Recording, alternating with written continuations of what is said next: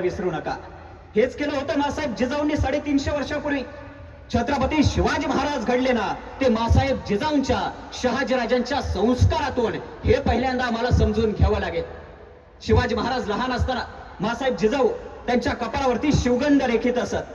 शिवगंध रेखलेल्या शिवबा राजाच्या त्या नितळ कपाळाकडे पाहताना एक विचार मासाहेबांच्या मनामध्ये डोकवायचा की शिवगंध रेखला की माझ्या शिवबाची मूर्ती साक्षात शिवलिंगासारखी दिसते, पण शिवलिंगावर सतत जलाभिषेक होणं गरजेचं. आणि म्हणून मग मासाहेब जिजाऊ आई जगदंबेला साकडं घालायच्या. आई जगदंबे, तुझ्या कृपेचा जलाभिषेक माझ्या शिवलिंगाच्या म्हणजे माझ्या शिवबा राजाच्या मस्तकावरती सतत अभिषेक करत राहू दे. त्या आई जगदंबेच्या आशीर्वादानं आणि मासाहेब जिजाऊंच्या संस्कारानं शिवराय घडले होते. शिवचरित्र का वाचायचंय आपल्याला, शिवचरित्र का समजून घ्यायचंय आणि अशा व्याख्यानांचं आयोजन का करायचंय याचं उत्तर मला तुम्हाला हेच सांगायचंय. जोपर्यंत आपल्या पोरांपर्यंत मासाहेब जिजाऊंनी ज्या पद्धतीनं शिवरायांवरती संस्कार केले होते ते संस्कार आपल्या पोरांपर्यंत पोहोचणार नाही, तोपर्यंत आपल्या पोरांमध्ये खऱ्या अर्थाने एक ऊर्जा संचारणार नाही. तोपर्यंत आपल्या घराघरात पुन्हा शिवाजीराजे आणि संभाजीराजांसारखी मुलं जन्माला येणार नाहीत. शिवाजी महाराजांचं वय वर्ष 9 असताना बंगलोरला वडिलांच्या समेत राहत होते. मासाहेब जिजाऊंना एक सवय होती, त्या झोपण्यापूर्वी शिवरायांना दूध घेऊन त्यांच्या महालामध्ये जात असत. एक दिवस नेहमीप्रमाणे मासाहेब जिजाऊ रात्रीच्या वेळेला दूध घेऊन शिवरायांच्या महालामध्ये गेल्या. त्यावेळी शिवबा राजाच्या पलंगाखाली मासाहेबांना माती दिसते. मासाहेब जिजाऊ शिवरायांना प्रश्न विचारतात, बाळराजे रात्रीच्या वेळेला कुठे गेला होता? त्यावेळी शिवाजीराजे उत्तर देतात, मासाहेब पलीकडे नाचणीचा नर्तकीचा नाच सुरू आहे आणि तो नाच बघायला गेलो होतो.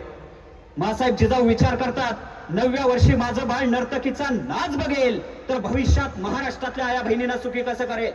त्याच दिवशी सांगून टाकलं शहाजी महाराजांना की आम्ही महाराष्ट्रात जातोय. पण महाराष्ट्रात येण्यापूर्वी मासाहेब जिजाऊ 9 वर्षांच्या शिवबा राजाला घेऊन विजयनगरच्या साम्राज्याला गेल्या. एकेकाळचं विजयनगरचं साम्राज्य, ज्या साम्राज्यात 250 वर्ष कुत्रा सुद्धा उपाशी मरत नव्हता, सगळी रयत सुखी होती, ते साम्राज्य मासाहेबांनी शिवरायांना दाखवलं. त्या शिवाजी महाराजांना घेऊन एका टेकडीवरती गेल्या आणि टेकडीवरून समोरचं साम्राज्य दाखवताना एक प्रश्न मासाहेबांनी शिवरायांना विचारला, शिवबा तू उभं करशील का असं एखादं साम्राज्य? बा शिवबा तू निर्माण करशील का असं एखादं रयतेचं स्वराज्य? आणि आतापर्यंत मासाहेबांचे उद्गार ऐकणारा शिवबा राजा उत्तर देतो, होय मासाहेब मीही उभं करील असं एखादं साम्राज्य. होय मासाहेब मीही उभं करील असं एखादं रयतेचं स्वराज्य. दुर्दैवानं आत्ताची आपली आई आपल्या पोराला हनी सिंगचा लुंगी डान्स हे गीत दाखवते आणि म्हणते, बाळा तू करशील का रे असा लुंगी डान्स? म्हणजे एकीकडे मासाहेब जिजाऊ ज्यांनी विजयनगरचं लोककल्याणकारी साम्राज्य दाखवत शिवरायांना प्रश्न विचारला होता की राजे, बाळराजे तुम्ही उभं करशील का असं एखादं स्वराज्य, आणि हल्लीची आमची आई म्हणजे किती फरक पडला 350 वर्षापूर्वी शिवाजी महाराजांवरती होणाऱ्या संस्कारात आणि आज आपल्या पोरांवरती होत असलेल्या संस्कारांमध्ये. शिवचरित्र याच्यासाठी ऐकायचंय, याच्यासाठी वाचायचंय की आपली पोरं घडवताना आपल्याला शिवचरित्र समोर ठेवता आलं पाहिजे. त्या शिवचरित्रातला एक एक प्रसंग आणि छत्रपती शिवाजी महाराजांच्या आयुष्यातली एक एक घटना आपल्याला बरंच काही शिकवून जाते. पण मला वाईट या गोष्टीचं वाटतं, बऱ्याचदा जुनी लोक असे सांगायची, घराघरात जिजाऊ असेल तर अंगणात शिवबा दिसेल. आता घराघरात जिजाऊ कुठेच पाहायला मिळत नाही. आता घराघरातली आई ही रील स्टार आणि टिकटॉक स्टार झाली. कच्चा बदाम कच्चा बदाम. मला कधी कधी प्रश्न पडतो की जर घराघरात अशी आई असेल तर अंगणात खेळणारं प्रोडक्ट कुठल्या लेवलचं असेल याचा विचार न केलेला बरा. आज खऱ्या अर्थानं प्रत्येक आईची, प्रत्येक वडिलांची ही जबाबदारी आहे आपली पोरं घडवत असताना त्यांच्यापर्यंत चांगले संस्कार पोहोचवण्याची. कारण एकदा वेळ निघून गेली की हातामध्ये काहीही उरत नाही. शिवचरित्र याच्यासाठी समजून घ्यायचं आहे की मासाहेब जिजाऊंनी, शहाजीराजांनी शिवरायांवरती जे संस्कार केले ना, त्या संस्कारांची ही ताकद आहे की गेल्या 350 पावणे 400 वर्षानंतर सुद्धा छत्रपती शिवाजी महाराज नावाच्या या राजाची जादू आज सुद्धा या महाराष्ट्राच्या मातीत कायम आहे. आज सुद्धा शिवराय आम्हाला आठवतात, हे त्याचं कारण आहे. आणि छत्रपती शिवाजी महाराजांना त्या काळी शिकवण्यासाठी कुठल्याही शाळा महाविद्यालय अथवा विद्यापीठ नव्हतं. राष्ट्रभक्तीचं चालतं बोलतं विद्यापीठ मासाहेब जिजाऊ शिवरायांच्या सोबत होत्या. ही खऱ्या अर्थानं आनंदाची आणि अभिमानाची गोष्ट होती. आज आपली पोरं शाळा महाविद्यालयात जातात, विद्यापीठांमधून शिक्षण घेतात, तरी आपल्या पोरांच्या विचारांची उंची मात्र वाढत नाही. काय कारण याचं कारण एकच आहे. आपल्या पोरांच्या हातामध्ये आपण मोबाईल दिला, आपल्या पोरांच्या हातामध्ये आपण टीव्हीचा रिमोट दिला, पण आपल्या पोरांच्या हातामध्ये आपण शिवचरित्र मात्र द्यायला विसरलो. अरे राष्ट्र घडवायचं असेल, समाज घडवायचा असेल आणि येणारी भावी पिढी जर घडवायची असेल ना, तर आपल्या पोरांच्या हातामध्ये मोबाईल आणि टीव्हीच्या रिमोट पेक्षाही जास्त शिवचरित्र देण्याची गरज आहे. कारण शिवचरित्र आपल्याला हेच शिकवतं की जो मासा पाण्याच्या प्रवाहाच्या दिशेनं खाली पोहोच जातो तो मासा सर्वसामान्य असतो, पण जो मासा प्रवाहाच्या विरुद्ध दिशेनं वर जातो ना, तो मात्र सर्वश्रेष्ठ असतो. 350 वर्षापूर्वी शिवाजी महाराजांनी नेमकं हेच केलं होतं. तत्कालीन जाती व्यवस्था, समाज व्यवस्था आणि परकीय सत्तांच्या प्रवाहाविरुद्ध जाऊन या महाराष्ट्रातील सामाजिक, आर्थिक आणि राजकीय परिस्थिती बदलण्याचा महाराजांनी प्रयत्न केला होता. इतकंच काय, तर औरंगजेब सारखा जहरी सर्प सुद्धा राजांनी ठेचला होता. स्वतःच्या कार्यकर्तृत्वाच्या जोरावरती त्या काळी शिवरायांनी दाखवून दिलंय, कोणत्याही संकटाशिवाय मिळणारं यश हा फक्त विजय ठरतो, पण अनेक संकटांचा सामना करून मिळवलेला विजय हा मात्र इतिहास घडवतो. हा सह्याद्री साथ घालत होता त्या इतिहासाला, त्या पराक्रमाला, त्या अफाट अशा शौर्याला. आणि म्हणूनच बाळासाहेब जिजाऊंनी शिवरायांच्या मनामध्ये हिंदवी स्वराज्याचं स्वप्न पेरलं. जातीभेद, धर्मभेदाच्या पलीकडचं माणसं जोडण्याचं तंत्र शिवरायांना शिकवलं. शिवाजी महाराजांनी माणसं गोळा केली, माणसांचं दिसणं नाही बघितलं, असणं जाणून घेतलं त्यांचं. का लढतो, कसा लढतो, किती स्वाभिमान आहे या मातीचा, या निकषावरती शिवाजी महाराजांनी सगळ्या जाती धर्माची माणसं गोळा केली. रायरेश्वराच्या मंदिरात आपल्या सगळ्या सवंगड्यांना सोबत घेऊन हिंदवी स्वराज्याची शपथ घेतली आणि एखाद्या उजाड माड रानावरती वाऱ्याच्या गतीनं वणवा पेटावा तशी इथली माणसं स्वराज्यासाठी पेटून उठली. खर तर ज्या छत्रपती शिवाजी महाराजांनी स्वराज्य उभं केलं ना, तर शिवाजी महाराजांनी आयुष्यभर स्वतःच्या मनामध्ये श्रद्धा जपली, पण त्या श्रद्धेचं रूपांतर कधीच अंधश्रद्धेत होऊ दिलं नाही. हा शिवाजी महाराजांचा इतिहास आपल्याला समजून घ्यायचा आहे. आज साधं मांजर आडवं गेलं ना तरी आपण आपली वाट बदलतो.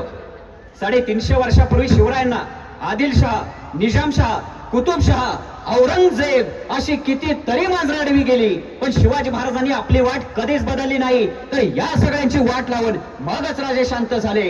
हा खऱ्या अर्थानं शिवरायांचा गौरवशाली इतिहास आहे.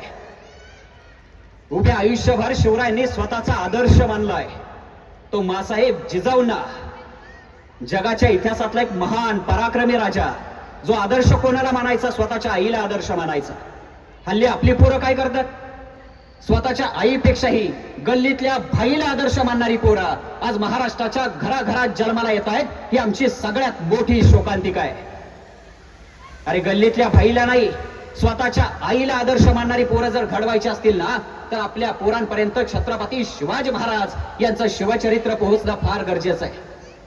कारण छत्रपती शिवाजी महाराजांच्या शिवचरित्राशिवाय या महाराष्ट्राच्या मातीला आजही पर्याय नाही. ही वस्तुस्थिती आम्हाला कुठेतरी लक्षात घ्यावी लागेल.